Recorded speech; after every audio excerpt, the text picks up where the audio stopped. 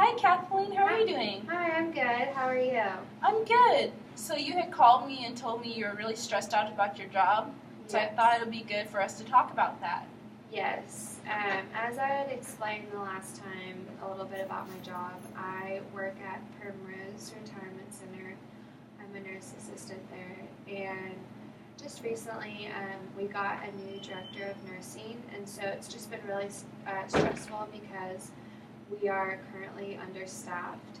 And so it's just been really hard because when I go into work, I'm having to overwork myself because trying to meet those people's daily needs it's just been really difficult, and it's hard juggling that with school as well. So just it gets to the point where it's just kind of exhausting at times.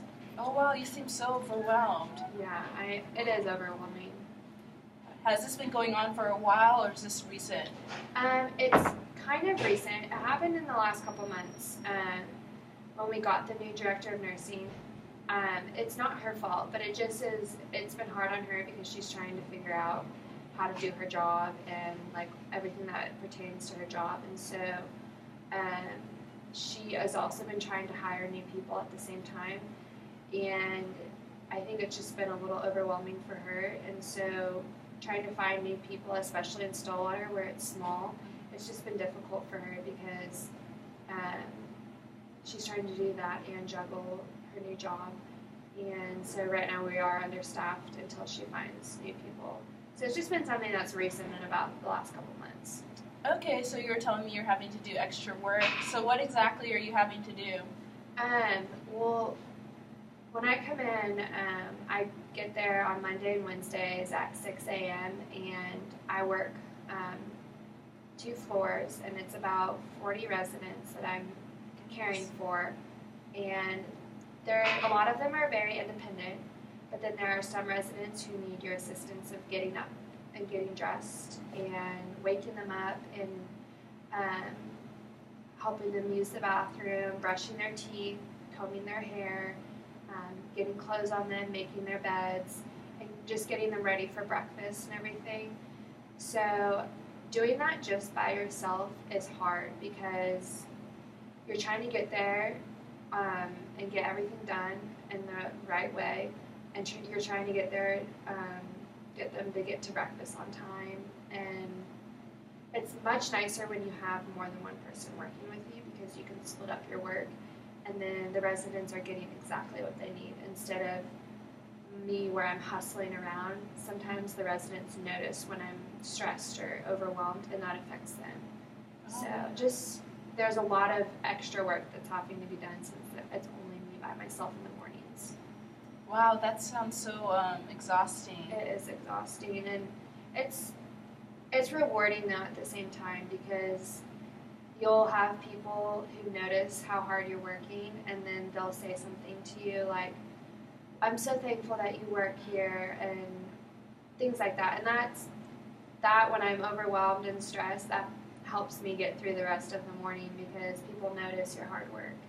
Yeah, that sounds like a pick-me-up, just someone noticing all your hard work. Yeah, and it's hard not to love my job because elderly people they have the biggest hearts and are so sweet, and I think most of the time they feel bad because I'm here having to meet their daily needs and do things for them when they wish they could help in some way. And so I think that's another part that's emotional for me is a lot of people feel so they have lost their independence, and so I'm having to not only help them every morning, but then you have to give them advice and kind words and stuff, and so you have to, that's the emotional factor in their relationship. So you have them that are not very independent and they're emotional, so it's just those two combined, then it just gets very difficult for me. So is it emotionally exhausting for you to try to help others with their emotional needs?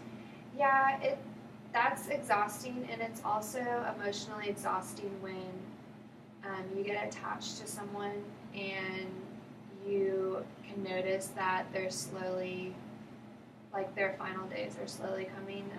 That's the other emotional part, is because you'll form those relationships with people very easily because they are so dependent on you that it comes natural, the relationships do. And so that's the other emotional part is when you get attached to someone and then their final days are coming and you know that and you have to try and be strong for them, but then also they're going to want to talk to you all the time and have questions about death, and those are hard answers you don't really know the answer to. So Yes, I imagine that can be very difficult. yeah, it is difficult, especially because when it comes to death, no one knows the answers for those types of things, and so they're searching for those answers, and they're coming to you, asking, "When am I going to die?" or I want it to be my final day. Like, why is it not my final day? And you have to emotionally find yourself the right answer and what's like the best answer for them because they're already breaking down. So it's just trying to find the best answer for them is very difficult too. Yes, so basically you're telling your job's very rewarding, but sometimes it can be very exhausting and overwhelming because your hours you're usually by yourself. Yes, and that I wish it. I just hope that in the future that she's getting things together and that she will start hiring some people because it'll be nice to not feel that way as much. Well, I'm so glad we got to talk. So basically, we were talking about how stressful your job is because you're the only one on your floor. Actually, 2 floors, you said. Yes. Working, and how while it's very exhausting and overwhelming, you're still rewarded. Yes. It still becomes a rewarding job at the end, even though it is very emotionally exhausting. You get to see like the difference you make in people's lives. Well, I'm so glad we got to talk, Kathleen. Me too. I look forward for our next session. Me too.